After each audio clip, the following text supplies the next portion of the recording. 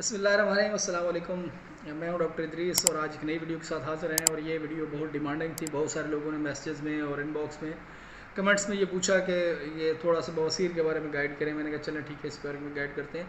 ये एक ऐसी मर्ज़ है जिसमें लोग इलाज करवा करवा के थक जाते हैं, इवन फिर तंग आके सर्जरी भी करवाते हैं और सर्जरी के बावजूद फिर दोबारा 2-4 महीने बाद दोबारा बवासीर का शिकार हो रहे होते हैं और बड़े परेशान होते हैं। और उनकी बहुत सारी परेशानियाँ जो हैं वो इस वजह से होती हैं कि दवाइयों के बावजूद ठीक नहीं हो रहे।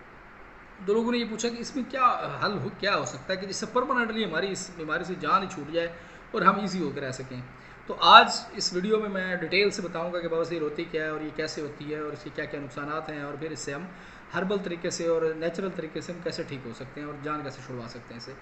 मसला कहाँ पे आता है? मसला यहाँ पे आता है कि मरीज़ जो है वो बवासीर का शिकार है, लेकिन वो बवासीर के बारे में जो एहतियाती तदाबीर हैं, जो अपनी लाइफस्टाइल मॉडिफिकेशन है, जो उसकी खाने पीने की तरकीब है, वो नहीं देखना चाह रहा, लेकिन वो सिर्फ ये चाह रहा है कि मुझे कोई गोली मिल जाए, मैं खाऊं और मैं ठीक हो जाऊं। ऐसा नहीं हो सकता।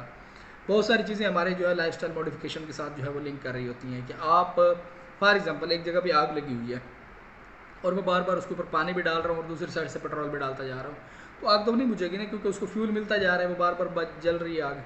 तो आग जलाने के लिए पानी डालने से पहले आपको उसका फ्यूल का कनेक्शन बंद करना पड़ेगा। उसको जहाँ से गैस आ रही है, उसको पेट्रोल आ रहा है, जिससे भी वो आग जल रही है, वो बंद करेंगे तो उसके बाद पानी डालेंगे तो आग बुझ जाएगी, अदरवाइज़ नहीं बुझेगी। सेम इस तरीके से अगर आपकी लाइफस्टाइल मॉडिफिकेशन है, आप कोई ऐसी डाइट ले रहे हैं, आपकी कोई हैबिट ऐसी है जिसकी वजह से आपको बार बार बवासीर हो रही है, आप वो नहीं छोड़ रहे हैं, लेकिन आप दवाई खाते जा रहे हैं, आप आए रोज़ डॉक्टर बदल रहे हैं, नए नए डॉक्टर से ट्रीटमेंट करवा रहे हैं, नई नई दवाइयाँ खा रहे हैं, लेकिन आप उस तरफ नहीं आ रहे जिस वजह से आपको बीमारी हो रही है, उसके ऊपर आप कोई काम नहीं कर रहे, तो इट्स मीन कि फिर आप कभी भी ठीक नहीं हो सकते। अब होता क्या है, बवासीर होती कैसे है? सबसे पहले हम इसको डिफाइन कर रहे थे कि बवासीर है क्या। बवासीर एक्चुअली इसको इंग्लिश में पायल्स या हेमराइड्स भी कहा जाता है। ये जो आपका पेल्विक एरिया है, जहाँ रेक्टम है, जहाँ से पखाना आप पास करते हैं, वहाँ उस जगह की जो इन्फ्लेमेशन है या वहाँ की जो रेडनेस है, स्वेलिंग है, ये वहाँ की जो कैपिलरीज होती हैं और वेन्स होती हैं, अगर वो स्वेल कर जाती है तो उसको हम पायल्स या हेमराइड्स कहा जाता है। वो हमारे यहाँ तिब में दो टर्म यूज़ होती हैं, एक बवासीर खूनी और एक बवासीर बादी। बवासीर खूनी वो बवासीर होती है जिसके अंदर आप जब खाना करते हैं, जब आप स्टूल पास करते हैं, या वैसे भी आपको वहाँ से ब्लड आता रहता है।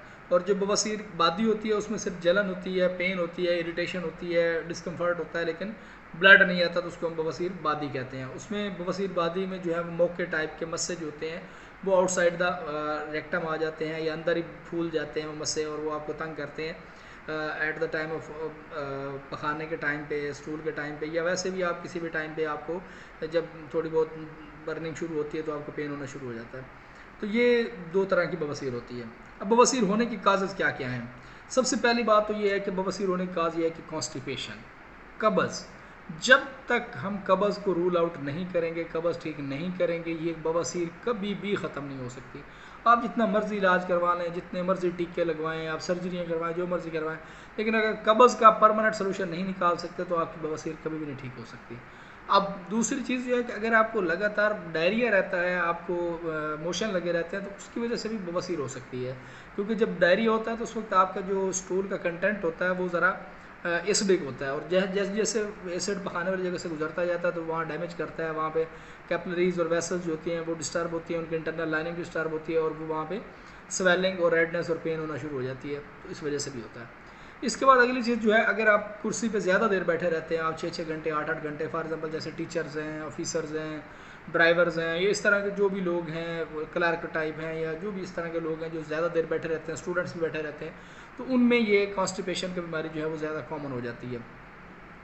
अगली बात ये कि अगर आपने ज़्यादातर बैठना भी है तो ऐसी कुर्सी, ऐसी सिटिंग प्लेस का इंतखाब करें जो हवादार हो, जो आपकी जो सिटिंग प्लेस है उस जगह पे भी हवा आती रहे। आप ज़्यादा फोमी एरिया या ज़्यादा वो इस तरह की जगह पे बैठेंगे तो वो आपको बार बार वहाँ पसीना आएगा और स्वेटिंग होगी, और स्वेटिंग की वजह से वो बार बार वहाँ इन्फेक्शन फैलेगा और किसी भी किस्म का वहाँ पे इशू हो सकता है। वहाँ पे आपको जो दूसरा बड़ा इशू होता है वो कॉन्स्टिपेशन, और इस बवासीर के साथ साथ एक और बहुत बड़ा इशू होता है बगंदर। उसको मैं आप दोबारा वीडियो बनाऊंगा, और उसको पायलोनिडल साइनस भी कहते हैं, वो भी हो सकता है। तो लिहाजा आप सिटिंग प्लेस जो है वो अपनी कंफर्टेबल रखें और हवादार रखें।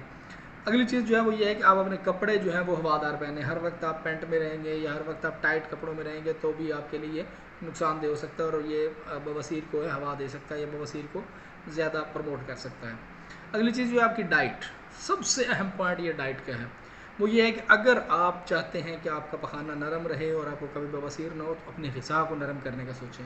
ग़िज़ा को नरम आप कैसे कर सकते हैं, उसके लिए ये है कि आप अपने जो सालन है, जो डिशेज़ आप बनाते हैं वो शोरबे की तरफ जाएँ, वो लिक्विड हो, सेमी लिक्विड हो, सेमी सॉलिड हो, उसकी तरफ जाएँ। उसके अलावा क्या हो सकता है कि आपकी जो डाइट है उसके अंदर दूध और फ्रूट जो है उसको लाजमी ऐड करें। और ये जो बिल्कुल खुश्क डाइट्स होती हैं जिसमें नान है, जिसमें राइस है, बिरयानी है, ठीक है, इसके अलावा पिज़्ज़ा है, शवारमा है, बर्गर है और इस तरह की जितने भी खुश्क डाइट्स हैं, टिक्की है, नान है, इस तरह की जो खुश्क डाइट्स हैं वो कम रखें। वो हफ्ते में 1-2 दफ़ा अगर आपको ज़्यादा टेस्ट पसंद है तो वो कर सकते हैं, लेकिन बहुत कम करें। और अगर आप ऐसी चीज़ें ले भी रहे हो तो उसके लिए ज़रूरी ये होता है कि आप उसके साथ फिर रायते का इस्तेमाल करें, दही का इस्तेमाल करें, पुदीने का रायता, ज़ीरे का रायता वो इस्तेमाल करें ताकि आपकी जो डाइट है वो ज़रा सेमी सॉलिड हो जाए और आपके लिए ईज़ी टू डाइजेस्ट हो जाए और आपके मैदे और इंटेस्टाइन के लिए जो है वो नरम रहे और आपके लिए जो डेफिकेशन है वो आसानी से हो। अगली चीज़ जो बवासीर में बहुत अहम रोल प्ले करती है वो ये है कि जब आप पखाना कर रहे होते हैं तो पखाना अगर आपका सख्त है और किसी वजह से नहीं आ रहा तो आप उसके लिए ज़ोर लगाते हैं। वो जो फोर्स होती है वो आपकी वेसल्स को जो है वो रप्चर कर देती है और उससे बवासीर जो है वो ज़्यादा बढ़ जाती है। तो लिहाजा अगर आपका पखाना सख्त है और आपको बार बार जो है ज़ोर लगाना पड़ता है तो ज़ोर ना लगाएं बल्कि थोड़ा उसको टाइम दें, नेचुरली उसको होने दें।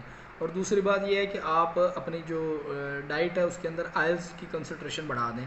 3 आयल्स मैं हमेशा रिकमेंड करता होता हूँ जो आप किसी भी वक्त ले सकते हैं। उसमें रोगन बादाम है, बादाम का तेल ले सकते हैं, जैतून का तेल ले सकते हैं या फिर कैस्टर ऑयल ले सकते हैं, कैस्टर का तेल ले सकते हैं। ये 3 ऐसे ऑयल हैं जो अपनी डाइट के अंदर ऐड करें। ये लेकिन ये यूज़ आपने रॉ फॉर्म में करना है। इसमें आप पराठे नहीं बना सकते, अंडा नहीं तल सकते, कि इस तरीके से सालन नहीं बनाना, बल्कि आपने रॉ फॉर्म में जब आपका सालन पक के तैयार हो जाए, आपकी रोटी पक के तैयार हो जाए, ये दूध गर्म कर लिया आपने, उसके बाद आप उसमें 2 चम्मच मिला के उसको यूज़ कर सकते हैं। रोटी पक गई है तो उसके ऊपर लगा के खा सकते हैं, सालन में ऐड करके ले सकते हैं ताकि आपके इंटेस्टाइन जो हैं वो लुब्रिकेट करें और आपका जो स्टूल है वो पास होने में ईजी रहे और आपकी इंटेस्टाइन जो है वो रप्चर ना हो। तो इसके साथ साथ जो अगली सबसे अहम चीज़ है वो ये है कि आप अपनी डाइट के अंदर फ़ाइबर्स का इस्तेमाल ज़्यादा करें। फ़ाइबर्स का मतलब ये है कि सैलड इस्तेमाल करें, दही का इस्तेमाल करें और फ्रूट्स का इस्तेमाल लाजमी करें। उससे क्या होगा कि आपकी जो आपका पखाना है वो नरम रहेगा और आपका जो डाइजेशन है वो नॉर्मल रहेगी और आपकी एसिडिक जो है इंटेस्टाइनल और स्टोमक की एसिड है, जो पीएच है वो मेंटेन रहेगी। अब अगली आते हैं आखिरी पॉइंट के ऊपर, वो ये है कि हमने उसका ट्रीटमेंट क्या करना है। अगर हमें इस तरह की कंडीशन आ जाती है तो फिर हम उसके लिए ट्रीटमेंट क्या करेंगे, हम इससे कैसे जान कैसे छुड़वा सकते हैं। उसमें आपको बिल्कुल मैं एक देसी सा और नेचुरल सा नुस्खा देने जा रहा हूँ। वो ये सबसे अहम नुस्खा है आपके लिए और ये अगर आप कम अज़ कम हफ्ता 10 दिन कर लेंगे रेगुलरली तो आपके लिए बहुत बड़ा इफेक्टिव रहेगा और शायद इससे जो रिकरेंट के चांसेस हैं वो भी कम हो जाते हैं। उसमें आपने ये क्या करना है कि आपने छिलका इसबगोल ले लेना है और उसको 1 चम्मच छिलका इसबगोल 1 गिलास नीम गर्म दूध अच्छी तरह बॉयल करके फिर उसको नीम गर्म करके उसके अंदर भिगो के अच्छी तरह मिक्स करके रख देना है। 10 से 15 मिनट के अंदर वो अच्छी तरह वो फूल जाएगा इसबगोल और वो खीर की शक्ल इख्तियार कर लेगा, एक सेमी सॉलिड टाइप डाइट बन जाएगी। अब उसके अंदर आपने 2 चम्मच जो है वो ऑलिव ऑयल डाल लेना है और उसको अच्छी तरह मिक्स करने के बाद आपने इस्तेमाल कर लेना है और ये काम आपने एट द बेड टाइम करना है। इसके बाद आपने ना कुछ खाना है ना कुछ पीना है, बस उसके बाद आपने लेट जाना है और सो जाना है। फिर उसके बाद 10 से 12 घंटे या 8 घंटे जितनी देर आप स्लीप लेते हैं वो स्लीप लें और सुबह जब आप उठेंगे तो आपकी ये इंटेस्टाइनल लुब्रिकेशन भी कर चुका होगा, आपके इंटेस्टाइन्स को जो है वो खाली भी करेगा, आपका जो हाजमा भी बेहतर करेगा और उसके साथ साथ जो आपको एट द रेक्टल एंड पे जो आपकी इन्फ्लेमेशन थी, रेडनेस थी, स्वेलिंग थी, ये जो पेन्स थी उसको भी रिड्यूस करेगा। और ये अगर प्रोसेस आप 15 दिन तक लगातार इस्तेमाल करते हैं, जो परमानेंटली आपकी गट को एक बेहतरीन किस्म की ट्रैक बना देगा कि आप कुछ भी खाएँ पिएंगे तो आपका बेहतरीन हज़म होगा और आपको बवासीर भी नहीं होने देगा। इसके अलावा अगर कोई क्वेश्चन रह गया आपका या इसमें आपके साथ कोई और सवाल है इस सवाल के मतलब या इसके अलावा आप किसी और बीमारी के मतलब रहनुमाई चाहते हैं तो आप ज़रूर अपना जो है मसला इस कमेंट्स में लिखिएगा, इनबॉक्स कीजिएगा, ईमेल कीजिएगा, व्हाट्सएप कीजिएगा, हम आपको ज़रूर रिप्लाई करेंगे। बहुत शुक्रिया, अल्लाह हाफ़िज़।